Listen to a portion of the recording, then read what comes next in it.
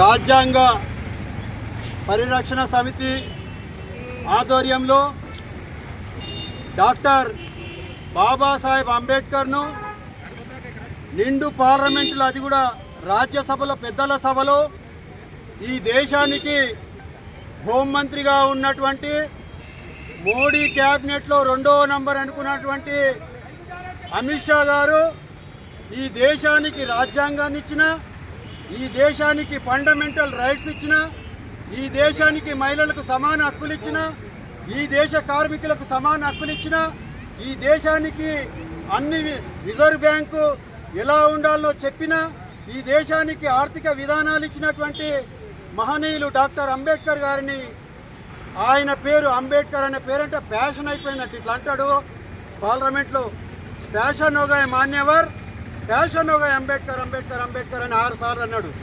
అంతేకాకుండా ఇదే పేరును దేవుని పేరుగా తలుచుకుంటే వాళ్ళు స్వర్గానికి పోతారంట.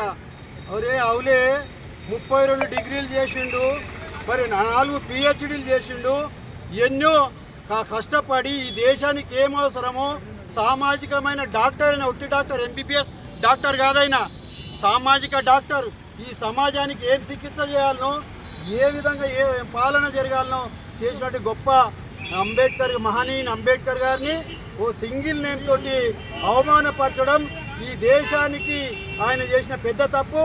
ఆయన వెంటనే క్షమాపణ చెప్పాలి, పార్లమెంట్ ముందు 3 సార్లు ముక్కు రాయాలి, అంబేద్కర్ కాళ్ళు మొక్కాలి, మంత్రి పదవికి రాజీనామా చేయాలి. అయినా కూడా నేను వదలం.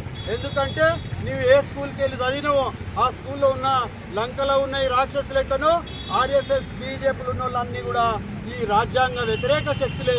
కాబట్టి ఈ రాజ్యాంగ వ్యతిరేక శక్తులను ఈ దేశమంతా కూడా జాగృతి అవుతున్నది, చైతన్యమవుతున్నది. దేశంలో మొత్తము అంబేద్కర్ ఎట్లన్నావో నీలి జెండా హిమాలయ శిఖరాలంతకి వెళ్ళిపోయింది. ఏ గల్లీ, ఊరు, వాడ, పార్లమెంటు అన్నీ మొత్తం అంబేద్కర్ మయమైపోయినాయి, నీలిమయమైపోయినాయి. మరి ఈ విధంగా మరి ఈ అంబేద్కర్ గారిని అవమానపరిచినటువంటి ఈ మోడీ కేబినెట్లోని మరి అమిత్ షాను వెంటనే బర్తరఫ్ చేయాలి. మరి వీళ్ళని మొదటి నుంచి కూడా ఏంది 1951లో రామ్లీలా మైదానంలో అంబేద్కర్ బొమ్మను, నెహ్రూ బొమ్మను హిందూ కోడ్ బిల్లు పెట్టినందుకు, అందులో హిందూ కోడ్ బిల్లు ఏమున్నది, హిందూ మహిళలకు సమాన హక్కులు ఇవ్వాలనేది. అది శ్యామ్ ప్రసాద్ ముఖర్జీ అనేవాడు RSS ఇంకో సిద్ధాంతకర్త, కేంద్ర క్యాబినెట్లో ఉండే, బెంగాల్లో మంత్రి ఉండే ముస్లిం లీగ్ తోటి అతడు మరి ఆ హిందూ కోడ్ బిల్లును వ్యతిరేకించారు. అలాగే 1991లో VP సింగ్ గవర్నమెంట్లో ఈ దేశంలో ఉన్న 75 కోట్ల బీసీలకు రిజర్వేషన్లు ఇవ్వద్దని మండల్ కమిషన్ వ్యతిరేకించిన పార్టీ BJP. దాంతో అయోధ్య రథయాత్రను పెట్టి ఈ దేశంలో అల్లర్లను సృష్టించినటువంటి పార్టీ అది BJP పార్టీ.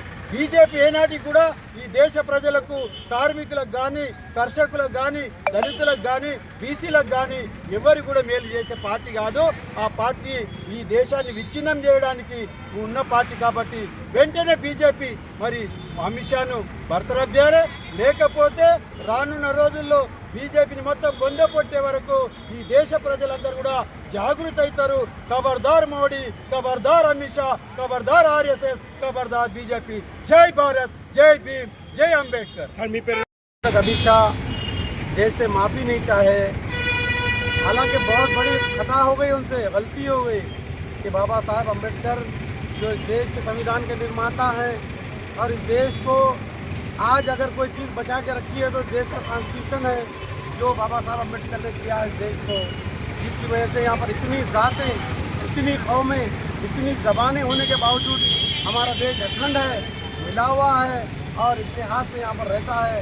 लेकिन कुछ लोग ये चाहते हैं, उनके मन की बात ज़बान पे उनके आ गई, जो मनुस्मृति उनके मन में बैठी हुई है इस संविधान के खिलाफ में, तो उन्होंने कोशिश की कि बाबा साहेब अम्बेडकर को डिग्रेड किया जाए, उनकी इंसल्ट की जाए, मगर उनकी इंसल्ट नहीं हुई बल्कि उनकी और मर्यादा में इजाफा हुआ इस देश में, क्योंकि ये भारत देश उनका अपमान बर्दाश्त नहीं कर सकता।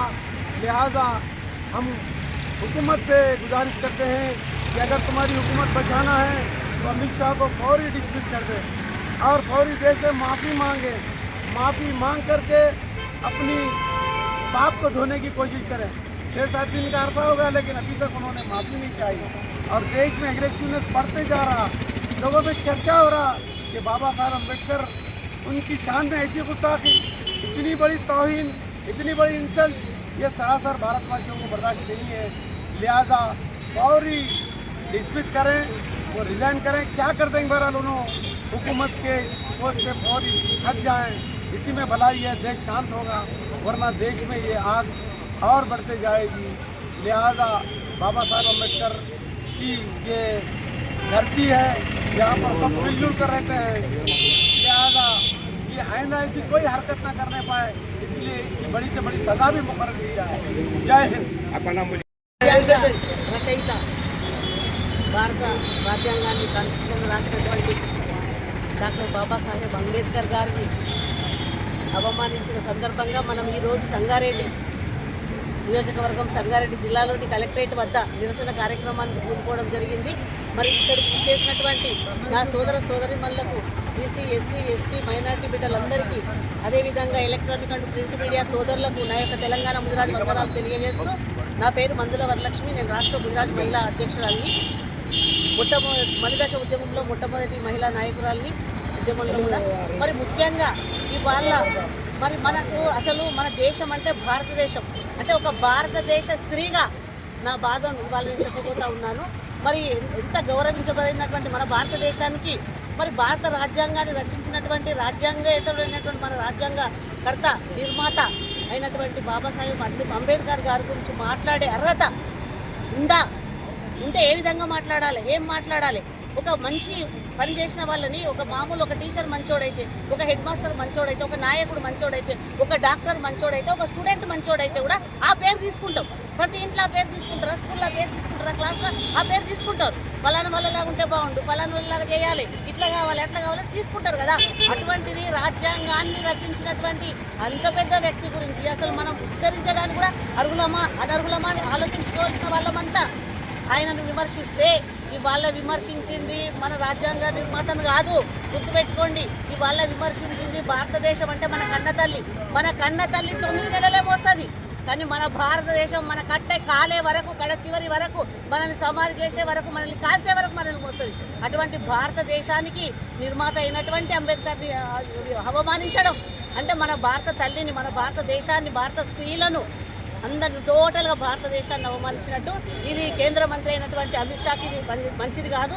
కాబట్టి తను ఏ విధంగా ఎందుకన్నారు, ఏమన్నారు అవన్నీ తర్వాత విషయాలు, కానీ ఖచ్చితంగా తను ఈ మాటలను వెనక్కి తీసుకుంటూ భారతదేశానికి, భారత పౌరులకు అందరూ కూడా క్షమాపణ చెప్పాలని, అసలు నిజంగా కూడా ఆయనకు ఏమైనా కొంచెం మానవత్వం కానీ, ఆయనకు ఒక లీడర్ అన్న ఇంగిత జ్ఞానం కానీ ఏమన్నా ఉన్నట్టయితే తను నిజంగా ఆ పదవికి రాజీనామా చేయాలి, క్షమాపణ చెప్పాలి, ఆ పదవికి రాజీనామా చేయాలి. తనంతట తను తొలగకపోతే పెద్దలు ఎవరైతే ఉన్నారో ఆ పార్టీకి సంబంధించిన వాళ్ళు అతన్ని పదవి నుంచి తొలగించాలని ఇవాళ మేమందరం డిమాండ్ చేస్తూ ఉన్నాము. జై భీమ్, జై భీమ్.